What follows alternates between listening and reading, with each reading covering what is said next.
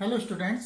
Last lecture में हम लोगों ने ये डिस्कस कर लिया था कि हमारे एक प्लेन स्लैब के अंदर जो टेम्परेचर का वेरिएशन होता है वो लीनियरली वेरी करता है।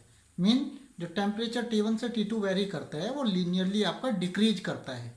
आज इसी उसी टॉपिक को आगे बढ़ाते हुए हम ये देखना चाहेंगे कि वो वेरी जो कर रहा है और आपका थर्मल कंडक्टिविटी और टेम्परेचर वेरिएशन में क्या रिलेशन है।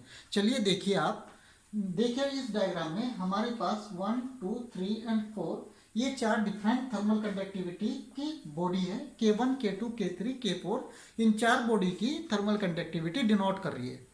K1, K2, K3, K4 जो है वो चार अलग अलग बॉडी है हमारे पास, उनकी थर्मल कंडक्टिविटी है।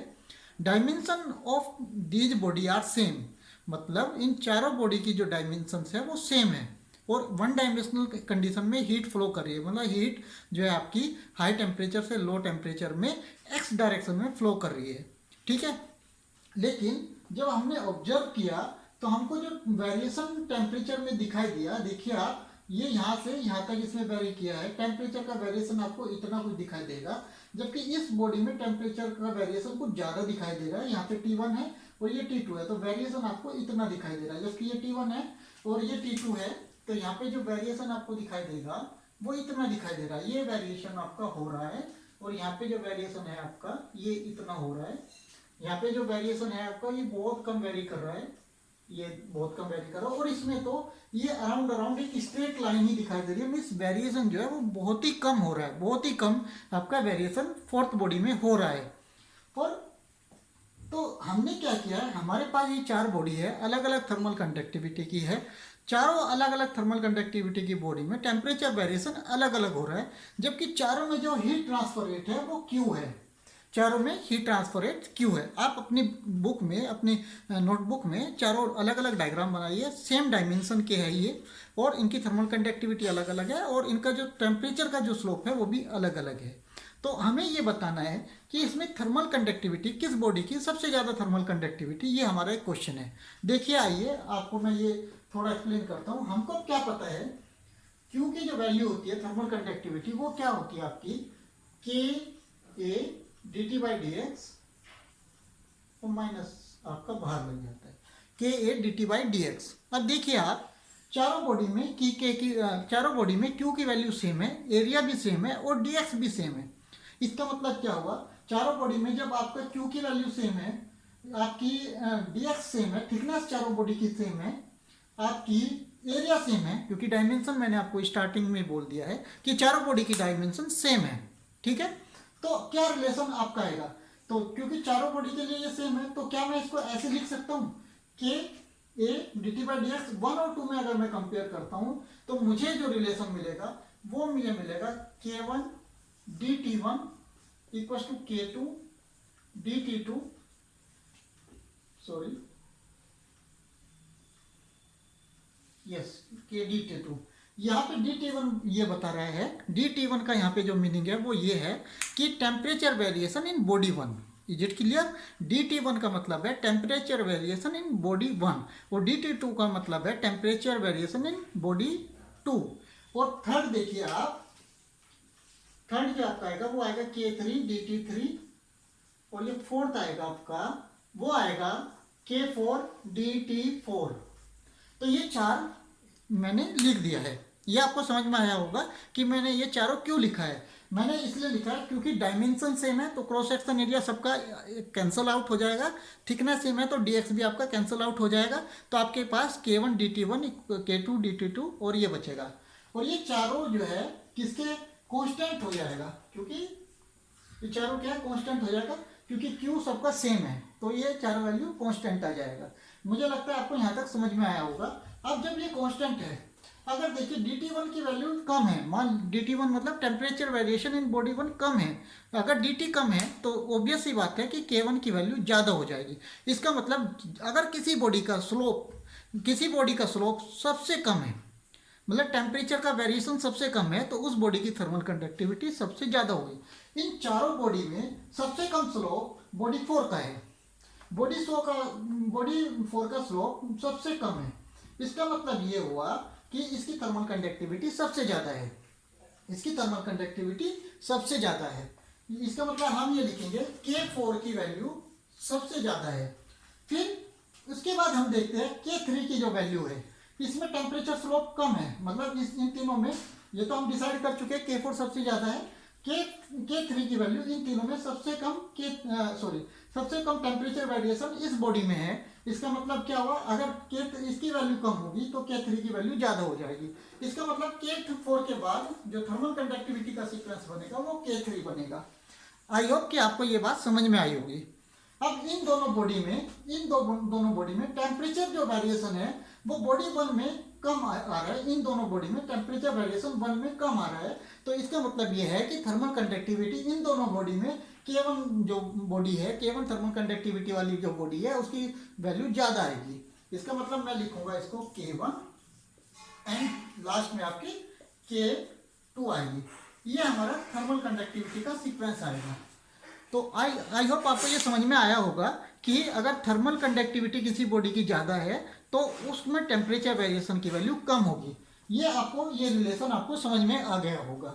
आई होप कि ये चारों चीज़ें आपको जो रिलेशन निकल रहा है वो आपको बहुत अच्छे से क्लियर हो गया होगा। चलिए अब देखिए, थोड़ा सा और इसको हम डिस्कस करते हैं।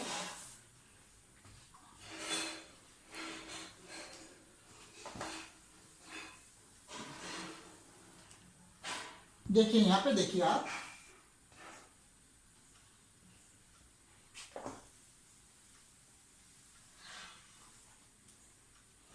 यहाँ पे देखिए, अब एक चीज सोचिए आप, अगर मैंने ये बॉडी बनाया है और इसका टेम्परेचर स्लोप ये है तो इसका मतलब ये है कि कुछ ना कुछ इसकी थर्मल कंडक्टिविटी आएगी।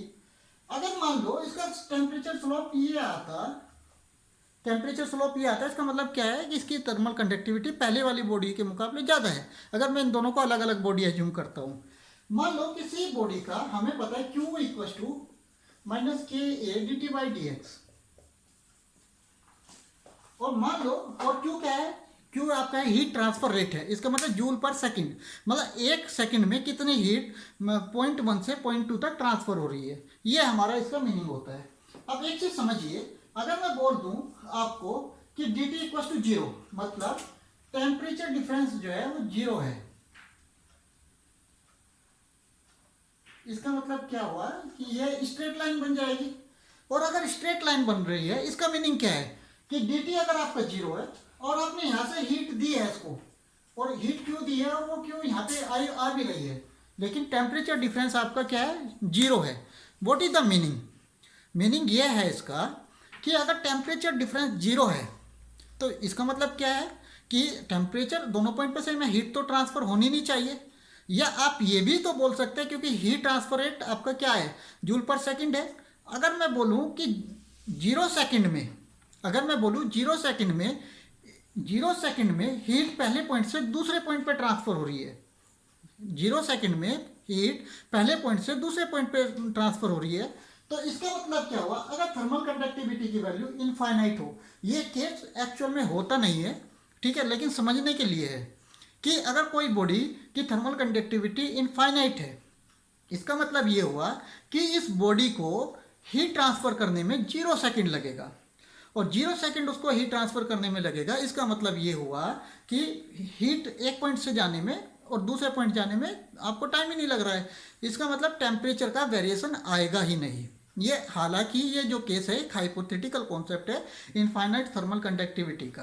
तो अगर किसी बॉडी की थर्मल कंडक्टिविटी इनफाइनाइट है तो इसका मतलब क्या है, it will take 0 second to transfer heat from one point to another point. एक सेकंड 0.0000 ऐसे करके आपका कुछ टाइम लगेगा, वन मान लो, ऐसे बहुत ही कम टाइम लगेगा अगर किसी बॉडी की आपकी थर्मल कंडक्टिविटी बहुत ज़्यादा है। और आप ऐसे भी बोल सकते हो कि टेम्परेचर का वेरिएशन बहुत ही कम आएगा, ठीक है। तो इसका मतलब ये जो डायग्राम मैंने बनाया है, अगर आपसे कोई बोलता है कि अगर किसी बॉडी की थर्मल कंडक्टिविटी इनफाइनाइट है या वेरी लार्ज है तो क्या मीनिंग है, आप बोलेंगे कि सर इसको हीट ट्रांसफर करने में बहुत ही कम टाइम लगेगा, एक, और दूसरा आप बोलेंगे और टेम्परेचर वेरिएशन जो आएगा वो बहुत ही कम आएगा, क्योंकि टेम्परेचर वेरिएशन जो है वहाँ पे Q इक्वल टू माइनस के D T by d x है। के की वैल्यू बहुत ज़्यादा अगर है तो डी टी की वैल्यू क्या होगी, आपकी बहुत कम हो जाएगी, और अगर के ये इनफाइनाइट है तो डी टी की वैल्यू 0 हो जाएगी, मतलब अराउंड। तो ना तो किसी बॉडी की थर्मल कंडक्टिविटी इनफाइनाइट होती, और जब टेम्परेचर डिफरेंस नहीं होता तो हीट भी ट्रांसफर नहीं होती, ये हम एज्यूम करते हैं। लेकिन इनफाइनाइट थर्मल कंडक्टिविटी के केस के लिए हम ये एज्यूम करते हैं कि अगर किसी बॉडी की थर्मल कंडक्टिविटी इनफाइनाइट है, then there is no variation in temperature and heat transfer and it will take 0 second to transfer heat from one point to another point। तो ये हमने यहाँ पे डिस्कस किया है। अब देखिए, ये मैंने दो बॉडी ली है K1 और K2, और इन दोनों को मैंने एक दूसरे से अटैच करके लगा दिया है, और ये परफेक्टली कॉन्टैक्ट में है। ये दोनों बॉडी परफेक्टली कॉन्टैक्ट में है। इसका मतलब क्या है, इसके जो सरफेस रफनेस है, उसकी जो सरफेस रफनेस है वो इतनी फाइन, ये जो सरफेस है इतना ज़्यादा फिनिशिंग है उसकी कि ये कंप्लीटली एक दूसरे के कांटेक्ट में है। रफनेस नहीं है, जीरो रफनेस है। इसका मतलब जितना एरिया इसका होगा और उतने ही एरिया में कांटेक्ट में आएगा ये। फॉर एग्जांपल, अगर यहाँ पे रफ सरफेस होता, अगर ये सरफेस रफ होता है यहाँ पे, तो जो कॉन्टैक्ट सरफेस होता कुछ इस टाइप से बनता वो, क्योंकि ये अगर रफनेस हम लेते, अगर ये रफ सरफेस होता तो जो आपका सरफेस ऐसे अटैच होता है, तो कुछ कुछ पॉइंटों पे कांटेक्ट होता है और कुछ कुछ पॉइंटों पे कांटेक्ट नहीं होता है। जिन पॉइंटों पे कांटेक्ट होता वहाँ पे आपका हीट ट्रांसफर होता कंडक्शन के थ्रू, और जिन पॉइंटों पे कांटेक्ट नहीं होता तो वहाँ पे, अगर वहाँ पे उनके बीच में एयर आ गई है तो कन्वेक्शन के थ्रू होगा, और अगर एयर नहीं है तो वहाँ पे रेडिएशन के थ्रू आपका हीट ट्रांसफर होगा। ठीक है, तो हमने ये एज्यूम किया है कि जो हीट ट्रांसफर है, वो जो सरफेस है वो इतने ज़्यादा फिनिशिंग में है, इतनी ज़्यादा फिनिशिंग है उसकी कि उनके बीच में कोई गैप नहीं है, और वो कंप्लीटली 100% कॉन्टेक्ट में है। Is it clear? तो उनका जब मैं ग्राफ देख रहा हूँ, एक मिनट, ये हमारे पास दो बॉडी है, इन दोनों की जो डिस्टेंस है, मतलब जो थिकनेस है वो सेम है, और जब हमको इसकी, इन बॉडी की थर्मल कंडक्टिविटी हमको बताना है कि किसकी ज़्यादा है किसकी कम है, जबकि उसमें टेम्परेचर का स्लोप उसने दिया है। देखिए, एक बॉडी का टेम्परेचर का स्लोप ये है और एक बॉडी का टेम्परेचर का स्लोप ये है। दोनों की जो थिकनेस है वो b है। तो क्या होगा, देखिए यहाँ पे टेम्परेचर का स्लोप क्या है, कम आ रहा है, और इस बॉडी का टेम्परेचर का स्लोप ज़्यादा आ रहा है। इसका मतलब ये हुआ कि जिस बॉडी का टेम्परेचर का स्लोप ज़्यादा है उस बॉडी की थर्मल कंडक्टिविटी कम होगी, और जिस बॉडी का टेम्परेचर स्लोप कम है उस बॉडी की थर्मल कंडक्टिविटी ज़्यादा होगी। तो इससे हम ये डिसाइड कर सकते हैं कि K1 is greater than K2। चलिए, तो हमने आज ये देखा है कि अगर किसी बॉडी का हमको टेम्परेचर स्लोप दिया है तो उससे उसका मीनिंग क्या है, उसका सिग्निफिकेंस क्या है, उसके बेस पे, उसके उस ग्राफ के बेस पे, उस कर्व के बेस पे हम क्या डिसीजन ले सकते हैं, ये हमने देखा। फोरियर लॉ ऑफ कंडक्शन की जो सीरीज है उसको हम नेक्स्ट आगे बढ़ाएंगे अपने नेक्स्ट लेक्चर में। Thank you.